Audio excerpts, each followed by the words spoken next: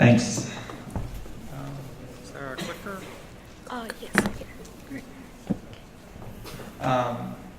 So I've had a great time today, seen lots of friends. Thank you all for making it through the entire time. We'll go ahead and get started. Is that upside down? There we go. All right, so I'm going to talk about Openmail very briefly just for a minute because it's not exactly a household name. So it's a little hard to explain what we actually do. So this is my best attempt at it. So the general idea here is that the email that you receive should be the argmax of the F of the different coupons and promotions and offers that are out there, conditional on traits about you and the data that's out there. Openmail's in an interesting position though because we don't actually send any email, nor do we run an ad network. We don't have any of the promotions or offers ourselves, and we also don't collect user data ourselves, right? We are simply doing that modeling and optimization for companies. Oops. There we go. And we're hiring, so if you'd like to be on the data science team with me, that's cool. We also need data engineers, all sorts of analysts. There's our career page. If you're interested, talk to me afterwards. So back to the actual talk. So I'm going to talk about going Bayes at Openmail, and when I'm saying that, I'm not just talking about, Bayes' rule, which everyone learns in Intro to Stats about flipping your conditional probability, and I'm not really talking about using an informative prior. I think everyone, when they, approach a problem, has some kind of prior knowledge that they would like to incorporate into it. What I'm talking about specifically is using MCMC, which is Markov Chain Monte Carlo, which is kind of, in my opinion, one of the great tricks that I learned in school. So, I've spent like way too long in college, but there's only a couple really great tricks you need to know. So take the derivative and set it to 0 is one of them. If that's hard, you probably want to try a Taylor expansion. So that's another good one. And then MCMC is another great one. So my first case is going to be change point detection. So are people familiar with this? It's kind of like a little side thing out in curriculum that you may or may not have seen. So this is what a typical random walk with the change point looks like. You see that jump right there? Like something happened to that system, right? And hopefully you bought on the left and sold on the right, something like that. And if your data has change points in there, like you ignore them at your own peril, right? If this was what your data looked like and you just like took the mean, it would guess straight down the middle, even though there's no points that are like that. That's not a good measure of like, what a typical data point would look like, right? So what about an ad tech? So in ad tech, we have CTR data, and CTR is the click-through rate. This is a really core metric that I'm working with every day. It's defined as, the number of clicks out of the number of sessions or impressions that you had, right? People generally familiar with that? Are people here actually in ad tech? Anyone? I used to be. Okay. So you're all kind of scattered around and looking ashamed, but don't be ashamed. It's a living. So this is a ribbon chart of what you would get if you actually plotted those sessions and those clicks. So the top point in each segment is your number of sessions. The bottom point is the number of clicks. And that blue part that I've shaded in, that is the money on the table that we left. So those are the people that didn't click. So there's a change point in there. Anyone see it? The middle one? Yeah, could be in the middle, could be over there. It's kind of hard to say. So let's actually calculate the CTR. All right, does anyone see a change point in here? That's also a little tricky, right? So there's a lot of noise. When we've actually calculated that proportion, we've got all these holes in there now because we've had zeros over zeros disappear. We've got hard zeros at the top, or at the bottom, hard ones at the top, because your proportions are kind of bounded above and below, right? So this is very noisy, and it's hard to see the change point. So most of the change point methods kind of assume a Gaussian distribution with a shift in the mean, but our CTR is a proportion, which is only Gaussian when n is big enough. So for this data set, our n kind of ranges.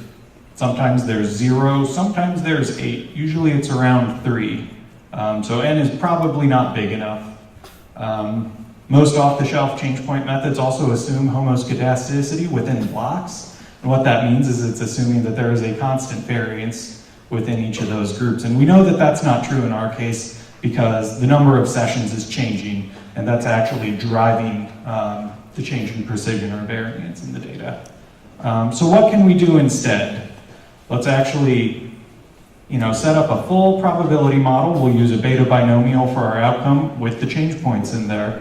So this is difficult to do analytically, so you wouldn't want to take the derivative and set it to 0. But it is easy to sample from using MCMC methods. And that lets us get the probability of a change point directly, which is what this guy looks like. So this is the posterior probability of a change point at a certain time. Do we see it now? Yeah, that's that big one right around 30, and then maybe 25, maybe not. And so if we use that, then we can smooth out our CTR and we get something that looks pretty nice. So we've got a 40% chunk and then it goes up and it's like 60%. So we've been able to detect our change point. So it seems like it works pretty well. And so this is our MAP estimate of that CTR for each of those chunks in the interval. All right, so did I convince anyone yet? Like, solve my problem? Okay, cool. So I wrote an R package for doing this type of analysis. It's called Binomial Aging change point. So I've used it both for click-through rate models and also for fraud detection. Like I said, it's kind of solved my problems anyway. And if you're interested in that, hop on to GitHub, star it or whatever. If you have any pull requests, those are welcome too. You get like 10 today. Get popular. Yeah, so before I move on, any questions or thoughts about case 1? Hopefully not too intimidating, right? Okay, keep chugging along. All right, so this is a little other thing. Are people familiar with capture-recapture problems? You might have seen this a little bit in Intro to Stats, or if you did a class on sampling or something like that. So what was my goal for this one? So, well, what really happened was our CEO thought our ads were showing up too often. And how did he know this? Because after you click on one, it turns purple. And so when he kept doing the searches, he kept seeing purple things. But what we want to understand is how many people are in this bidding pool, right? The ad networks don't just tell you.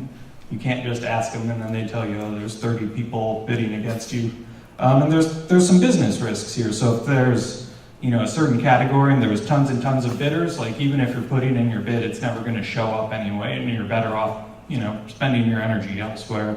And if it's too shallow, there's some other business consequences there. So, I mean, the same ads could appear too often, which can kind of contribute to ad blindness. It could be very expensive if this is a high volume category, or it could be very low demand. It could go either way. So this is just something that's useful to know. So for example, so let's say I search for oil change coupons and we get a Jiffy Lube and Valvoline, Just Tires, and Firestone. So this is our search. How many people do we think are giving oil change coupons in North America? Anyone think 100? 50? 4? 10,000. Yeah, it could be 1,000, right?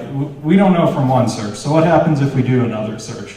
And then we see, what do we see? We see Just Tires and Jiffy Lube and Firestone and Valvoline. So on those two searches, we got the exact same set of advertisers. So compared to what you were thinking before, you're probably going to now be thinking that there should be relatively fewer because we got the exact same set of ads from another kind of draw from Google, right? So the standard methodology for looking at this kind of data would be market recapture, which originally was used for like trying to count how many fish would be in a pond. So you would go out fishing, you would catch some fish and you would tag them, you'd throw them back in the lake. The next day you would come back and go fishing again. And then based on the number of marked and unmarked fish that you caught, you would then estimate how many fish were in the pool. And so we're doing a similar thing here. And your browser will turn the links purple for you automatically. To actually do that estimation, you would typically use the Lincoln-Peterson estimator, which needs the number that you caught, the number that were previously marked, and the number that were caught and marked, right? And that's just n equals kx over k. we're going to have a little bit more complicated data, right? But I would like to call out the recapture package, which is like absolutely excellent for these kinds of things. It's been used not just for like ecology, but also for like, estimating the number of victims and displaced people in Syria from the civil war there, right? But there's some problems with that standard methodology for this kind of data. So for this kind of data, our X is always 4. If we go to Google and catch some fish, we get 4 links back, right? So our asymptotics are not going to kick in again. But what we can do is make a simplifying assumption that, there's kind of like, a pool, and whatever Google comes back, they'll have more or less the same chance, right? And so if we do that, then we can use a hypergeometric distribution. Hypergeometric distribution, though, is on your X, and what we're actually interested in is our N, but we can use Bayes' rule to flip it. So if we do that, we get this new distribution. So I'm going to call it the Fultz hypergeometric distribution, I guess. And it looks something like this. So it looks kind of like it's got that exponential tail, but it goes all the way to infinity. And then there's that little corner on the left where it's got a 0 right there. So this is a fun little guy. And then what happens if we apply this for every single capture that we do from Google over time? So we can come up with a chart that looks like this. So based on our observations, we can get an estimate of the depth with a 95% upper bound and lower bound, right? So for that situation where we're seeing the same 4 over and over again, it actually takes us about 10 sessions before we've really narrowed it down. And then we can kind of conclusively say, well, we think it's about 25 people are actually bidding on oil change coupons. And I wrote an R package to do that too. It's called HG Recapture. I actually pushed it last night, so this is actually up there now. If you're interested, or if you think I did this wrong, that would be awesome to get a pull request on that too. All right, so went pretty fast through that, but I'll just kind of wrap this up. So Bayesian binomial models, good for CTR. So it accounts for the swingy volume that we had. The Bayesian hypergeometric model is good for depth estimation. It works even when X is always 4. MCMC can be fun. It's one of those great tricks to know. And also, again, I'm looking for collaborators or pull requests on the GitHub. Or if you're interested in working with Openmail, come and talk to me. So questions, comments? Yeah?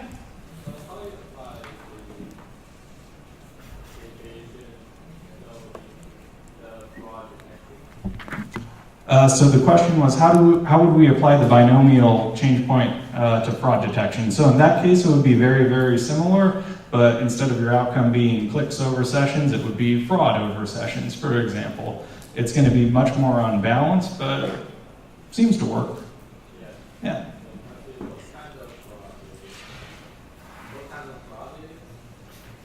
So that was at my previous job, so that was for loan fraud.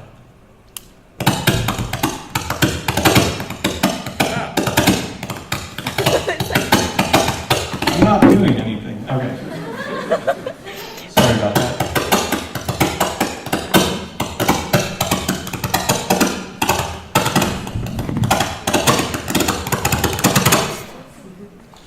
Okay, it's like beatboxing.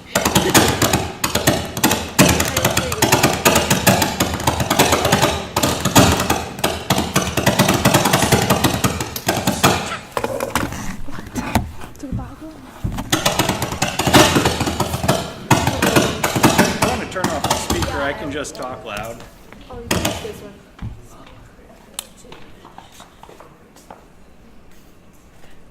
Okay.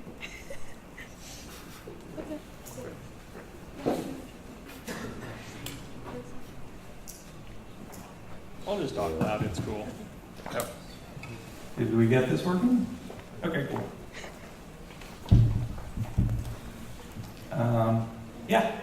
In terms of measuring how many, as you change your search queries on Google, how many different types of ads you get, there's, as you pointed out, a limited space in the top, and you're right, well, there's also the potential for a little bit of hocus pocus on Google's end, trying to personalize to you, or that some advertisers have exhausted their budgets at the moment you're looking. How much do you worry about the variance from these unobservable factors like that? Yes, it's definitely going to be a problem, but it's going to be hard to get data about that directly. So the hypergeometric is definitely a simplifying assumption that could make the MCMC work. But that said, for a lot of our categories, we do get the volume where we can hit that 14 queries in like 30 seconds or whatever. So I wouldn't think that people's ad budgets would run out in half a minute, for example. But it is going to depend on kind of the velocity that you're measuring those. Oil change coupons, we have plenty of velocity, so it's less of a big deal. Yeah. Other questions? All right, well, I wrote my own questions just in case we ran out. So here's a question, something big data is one of my favorite questions. So my 2 cents on big data. So, these were not big data methods. I apologize if you were promised that.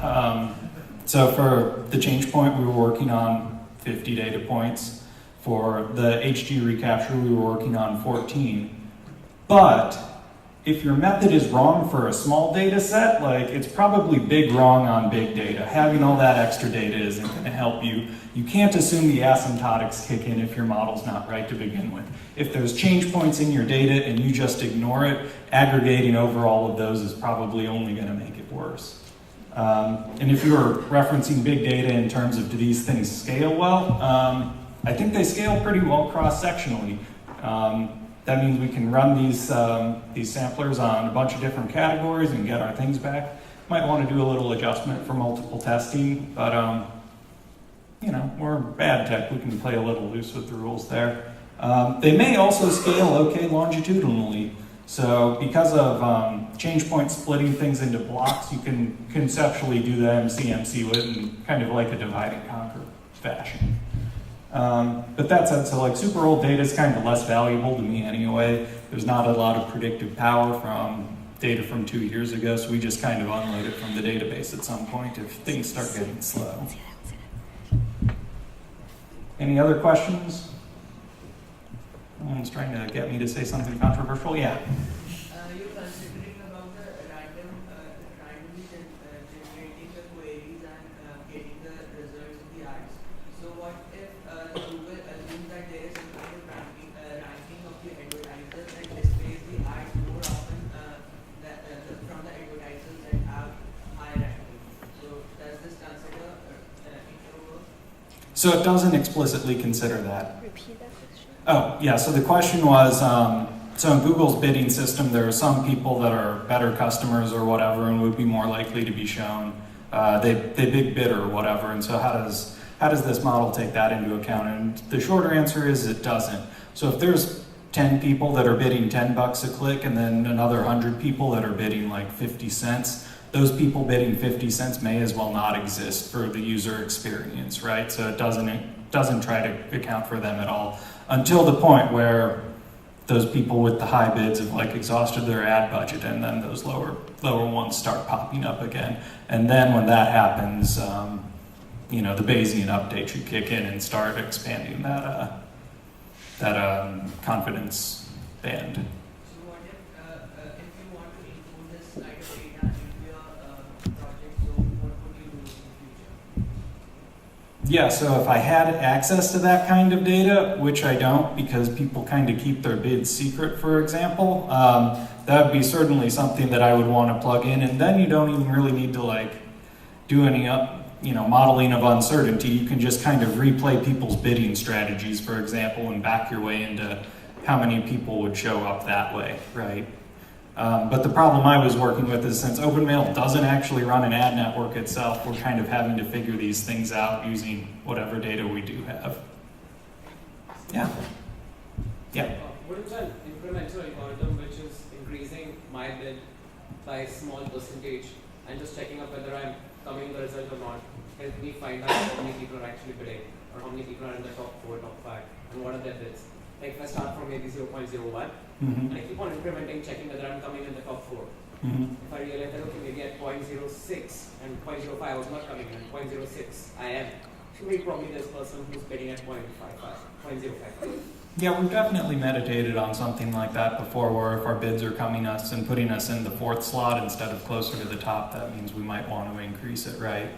So but that can help us account about how many bidders are there, right? As in like at least the top fragments which are coming. Yeah, I think it could help us narrow down the people that are bidding above us, but does it have information about the people that are bidding under? But we can find out their bids, what their bids are. Because if you're superseding them on the list, that means that you're exceeding the bid. Yeah, but the game theory of this is if we're able to do that, then we should assume they're doing it too, right? So then I would need to like actually sit down and think about this and see if we'd actually hit an equilibrium or not. But I mean, like in general, like competition's at least as smart as I am, I would hope. Other questions? Yeah. What are the other key players in the Aztec, and then like how Openmail is helping them? Yeah, so AdTech is very strange. This is my third or fourth job out of school. The previous ones were not in AdTech at all. I really had no idea how complicated the industry is, so it's amazing to me that there can be companies and all they do is send email, and there are other companies and all they do is run an ad network, and there's other companies that all they do is sell you data about other people. And it's amazing that Openmail can be a company that like sits in the middle of those three things and still is able to like generate a lot of money. It's very strange, right? But I mean, there's literally hundreds of companies that are like laser focused at doing their one thing very well. And what Openmail is very good at doing is that modeling people's outcomes and then optimizing it.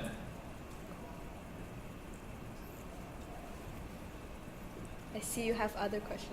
Oh yeah, I did. So another question was, how does binomial BCP actually work under the hood? And so the model is not too tough. It assumes a constant latent probability of a change point at each time point. And within each blocks, clicks are IID beta binomial. So we got that beta prior on CTR. And then we use Gibbs sampling to draw from the conditional distributions of the change points. And what that means is with that setup, we only need to split or merge blocks at each step so we can get it to be pretty efficient. And a similar question, how does HG recap work? So we literally Bayes rule the hypergeometric distribution. And when I first did that, I was super concerned about that very, very long tail off to infinity. So I added a geometric prior on top of that. And then we sample from it using the Metropolis algorithm. Are you guys all familiar with the Metropolis algorithm? Yeah, because this is like one of like the algorithms that you should learn in computer science. Like they made the atom bomb with it, right? It's like one of those landmarks. You should learn that instead of merge sort, in my opinion. I mean, merge sort is good too. But like Metropolis, like this makes certain problems like actually tractable. So using that, so that kind of explores the tail automatically, but again, because it's so flat, it's kind of sticky over there. But it's very, very fast inside an iteration because you only need to evaluate the transition ratio instead of the entire likelihood. That makes it very fast. Other samplers are probably better, but probably slower per iteration. And this thing can get like 5 million iterations like very, very quickly. So I just don't worry about it. It's one of those like, you can just run a bunch of fast iterations instead of like 2 good ones or whatever. And then another question I wrote, so why did you roll your own sampler? So usually you should not do this, I think. I did this as kind of a case study, and what I wanted to do was solve my own exact problem exactly. Also, RCPP is extremely fast, so that made it good. But that said, so like Stan and Jags are pretty good too. Other questions, so MCMC is a black box. Are you sure you did this right? So in theory, I really hope I did. I didn't kind of work through the full asymptotics or whatever. I'm just kind of relying on the theorems that other smarter people have proven already. But in practice, they seem like they're solving the problems I had, and I did some diagnostic plots using Coda. So I mean, these look okay. Look at that ACF. There's nothing there. So, yeah. So that's all the questions I had for myself that I figured you all would have asked me yourself. Yeah? Is there an industry standard to use this kind of method? Or what brings you to this kind of method? So I came to this because I was a pragmatist. So in practice, if you have lots of data, the Bayesian methods don't really make a difference between your traditional stuff or machine learning or whatever. They're all going to kind of converge to the same thing. But when you have small data sets, so if you have 14 points or 50 data points, then you can get a little bit more out of it by doing this kind of work instead of, just dump it through a t-test in hopes it works kind of thing. Yeah. And like I say, so Metropolis algorithm, everyone should learn it. MCMC, it's like one of those one weird tricks that solves your problem kind of thing, or like, you all should check that out if you haven't seen it yet. Yeah? Is this restricted only to Google Analytics, or there are other sites which have similar bidding mechanisms for analysis? So is there parallel to that? Yeah, so Openmail through if you go to our website, you can read about it now, I think, but we actually purchased InfoSpace, which is running its own ad network, so they're our subsidiary now. So they have their way of doing it. Yahoo, which is being bought by Verizon, has their own ad network, and they have their own way of doing it. Bing has their own way of doing it. So it's not always for, but to the extent that they're all doing these bid things and you want to kind of estimate the depth to that, you ought to be able to use the same package, definitely. So my intention of asking the question was that even the other sites, other platforms have a similar mechanism of choosing the highest bidder. Is it similar across different spaces? Yeah, as far as I know, it is. Like I say, I've been in ad tech for about a year, so I'm still learning it. But when you do these things, like, you can actually kind of break some of the long-standing myths that people who have been in it for 15 years kind of have. So if your CEO says, I'm seeing too many purple links, you can, talk them down. Yeah? How do you know that how you want to use it? What was that? If you find out the bid is of a certain kind of how you want to use it? So if we have the bid depth, that kind of informs our people whose job it is to configure our system for doing that bidding. I don't actually know what they did with that, but I do know that they have a much better input into whatever thing they had.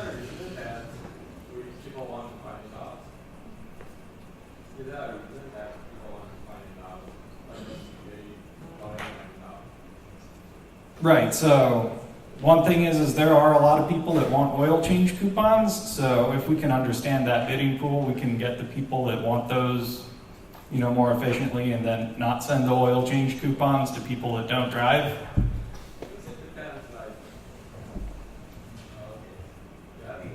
You can talk to more broader networks and exchanges. You can get more bids and more candidates.